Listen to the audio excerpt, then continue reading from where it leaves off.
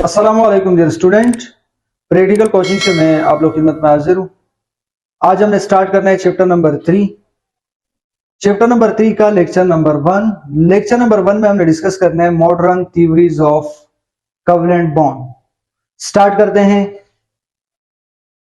जो सबसे पहले यहाँ पे आपके पास है modern theories of covalent bond. The formation of bond is explain by Lewis.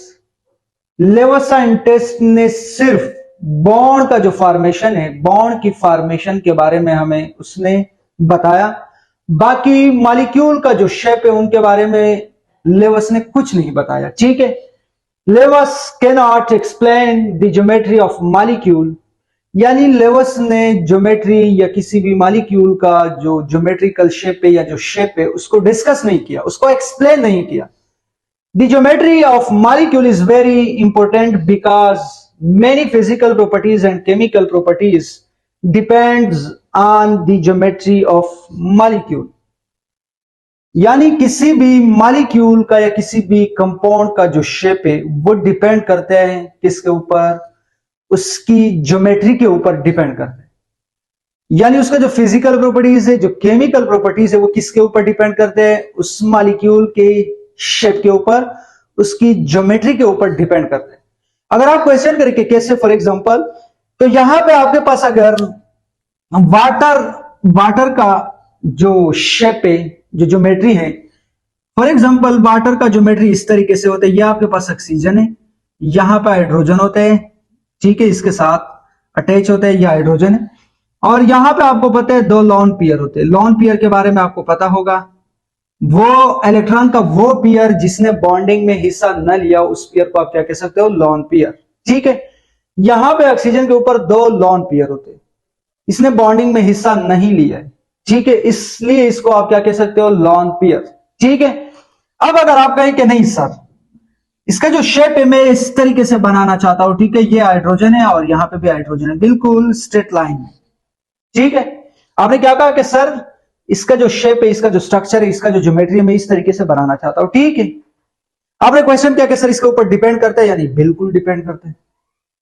कैसे डिपेंड करता है? इसका जो बॉइलिंग पॉइंट है वो आपके पास 100 है, 100 डिग्री सेंटीग्रेड। बॉइलिंग पॉइंट आपके पास क्या है, फिजिकल प्रॉपर्टीज। अगर आपने ये शेप, इस शेप के लिहाज से, ये जो वाटर का आपने शेप बनाया, जो स्ट्रक्चर बनाया, इसके लिहाज से अगर आपने इसको आगे डिस्क्राइब करना है, एक्सप्लेन करना है, तो इसका जो बॉइलिंग पॉइंट है वो कितना होगा, 40 डिग्री सेंटीग्रेड। अब आप मुझे बता रहे, यहां पे 100 था, वहां पे कितना है, 40। अगर वाटर के मॉलिक्यूल इस तरीके से अरेंज है, अरेंज होने के नतीजे में वहां पे बॉइलिंग पॉइंट कितना होगा, 40 डिग्री सेंटीग्रेड। लेकिन वाटर के जो मॉलिक्यूल है वो इस तरीके से अटैच होते हैं। हाइड्रोजन का जो एटम है वो इस तरीके से अटैच होगा और यहां पे भी इस तरीके से अटैच होगा, वहां पे बिल्कुल स्ट्रेट लाइन में नहीं हो सकते। अगर आप क्वेश्चन करें कि क्यों नहीं हो सकता, वजह सर क्या रीजन है, इसके ऊपर दो लॉन पेयर मौजूद है। लॉन पेयर मौजूद होने के नतीजे में ये ऊपर से प्रेशर अप्लाई कर रहे हैं इस हाइड्रोजन एटम के ऊपर, इस हाइड्रोजन एटम के ऊपर, क्योंकि ये बॉन्ड पेयर है। कैसे, फॉर एग्जांपल, ये आपके पास हाइड्रोजन का एटम है, इसका एक इलेक्ट्रॉन होता है, एक ऑक्सीजन का होता है, तो ये बॉन्ड पेयर हुआ। ठीक है, यानी इलेक्ट्रॉन का वो पेयर जिसने बॉन्डिंग में हिस्सा लिया उसको बॉन्ड पेयर कहते हैं। ठीक है, ये आपके पास क्या, यहां पे भी बॉन्ड पेयर है, तो यहां पे लॉन पेयर की वजह से, यानी लॉन पेयर ने ऊपर से प्रेशर अप्लाई किया, प्रेशर अप्लाई करने के नतीजे में ये, फॉर एग्जांपल, स्ट्रेट लाइन में आप ऐसे नहीं बना सकते हो। क्यों नहीं बना सकते हो? क्योंकि ऊपर दो लॉन पेयर मौजूद है, जिसकी वजह से आपने जब भी इसका शेप बनाना है इस तरीके से बनाना है।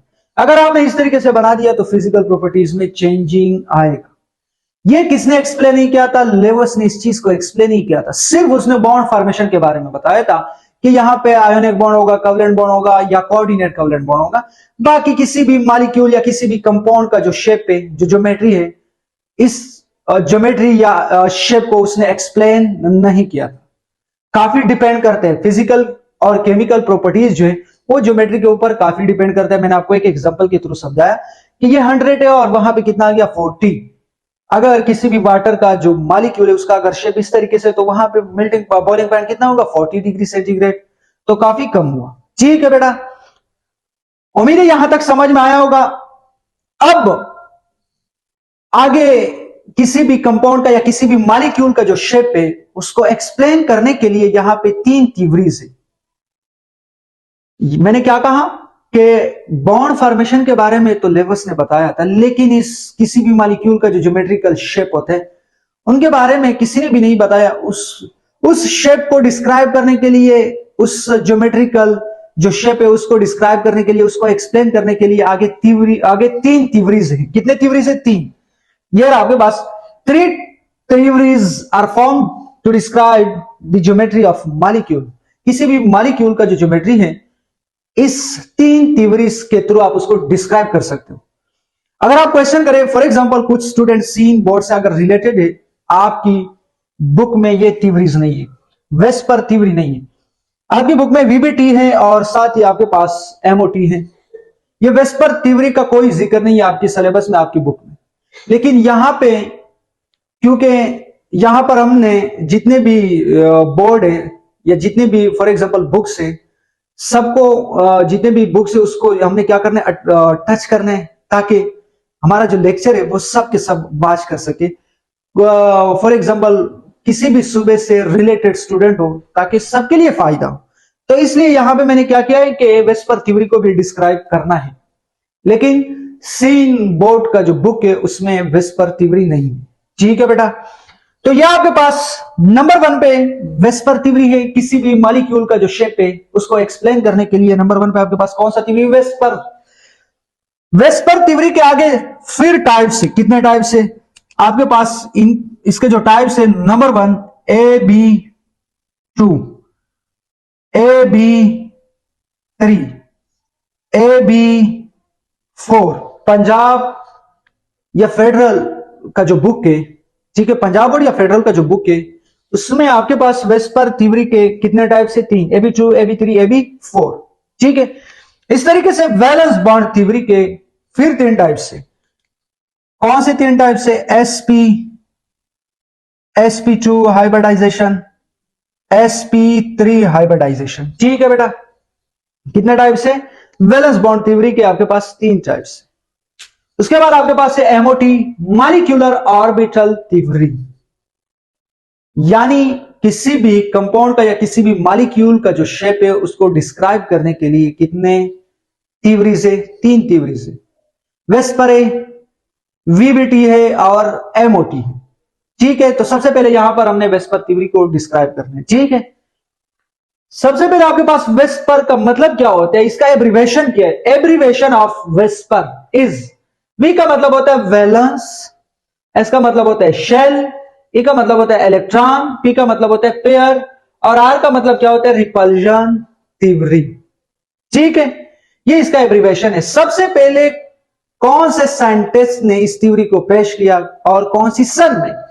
First, Sedgwick and Powell describe the shape या geometry of molecule and the base of electron pair in 1940। 1940 में सेजविक और पॉल ने मॉलिक्यूल का जो शेप है उसको डिस्क्राइब करने के लिए सबसे पहले जो थ्योरी पेश किया इन 2 साइंटिस्ट ने। कौन सी सन में? 1940 में। लेकिन उसके बाद इस थ्योरी के ऊपर मजीद काम किसने किया? गिलेप्सी and नाइहोम develop the VSEPR theory इन 1957। 1957 में ये जो आपके पास 2 साइंटिस्ट है, इसने इस थ्योरी को आगे डेवलप किया, इसके ऊपर काम किया। ठीक है, इसका बेसिक एजम्पशन क्या है? यह भी बोर्ड के पेपर में क्वेश्चन आ सकते हैं कि what is the basic assumption of VSEPR theory. VSEPR theory का जो बेसिक एजम्पशन है, the valence electron pair. Valence electron pair का मतलब क्या होता है? आखिरी शेल में इलेक्ट्रॉन का जो पेयर है, बिल्कुल आखिरी shell, last shell, outer most shell. Lone pair या बॉन्ड पेयर, लॉन पेयर भी हो सकते हैं, बॉन्ड पेयर भी हो सकते हैं। ठीक है, arranged themselves around the nucleus to have maximum distance and minimum repulsion। यहां भी क्या कह रहे हैं कि इसका जो बेसिक एजम्पशन है, इसमें क्या कह रहे हैं? बेसिक एजम्पशन में ये कह रहे हैं कि इलेक्ट्रॉन का जो पेयर है वो बॉन्ड पेयर भी हो सकते हैं, वो लॉन पेयर भी हो सकते हैं, लेकिन valence electron pair, valence electron आखिरी शेल में इलेक्ट्रॉन का जो पेयर है वो बॉन्ड पेयर भी हो सकता है, वो लॉन पेयर भी हो सकते हैं। वो जो इलेक्ट्रॉन का पेयर है वो अपने आप को ऐसा अरेंज करते हैं न्यूक्लियस के अराउंड, न्यूक्लियस के इर्द गिर्द, ताकि फासला मैक्सिमम हो और रिपल्जन मिनिमम हो। ये इसका बेसिक एजम्पशन। बेसिक एजम्पशन में क्या कहा है कि वैलेंस इलेक्ट्रॉन पेयर जो है वो बॉन्ड पेयर भी हो सकता है, वो लॉन पेयर भी हो सकता है। फॉर एग्जांपल अगर आप क्वेश्चन करें कि सर बॉन्ड पेयर क्या है, लॉन पेयर क्या है, तो क्लास 9 का जो केमिस्ट्री है चैप्टर नंबर 4 वहां पे भी मैंने डिस्कस किया, लेकिन यहां पे फिर भी मैं बता देता हूं। ये जो आपके पास है ये हाइड्रोजन ने बॉन्ड बनाया किसके साथ, नाइट्रोजन के साथ, ये रहा, और यहां पे भी बॉन्ड बना हुआ है, यहां पे भी, ठीक है। ये कौन सा बॉन्ड है, ये आपको पता है, कोवलेंट बॉन्ड है। अब ये इलेक्ट्रॉन का जो पेयर है, एक नाइट्रोजन का एक हाइड्रोजन का, इस पेयर को आप क्या कह सकते हो, बॉन्ड पेयर। इस पेयर को आप क्या कह सकते हो, बॉन्ड पेयर। इस पेयर को आप क्या कह सकते हो, बॉन्ड पेयर। ये जो पेयर है नाइट्रोजन के पास जो एक पेयर है, ऊपर 2 इलेक्ट्रॉन मौजूद है, इसने बॉन्डिंग में हिस्सा लिया है, नहीं सर।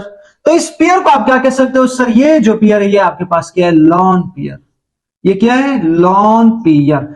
ये जो पेयर था ये कौन सा पेयर था, बॉन्ड पेयर, ठीक है।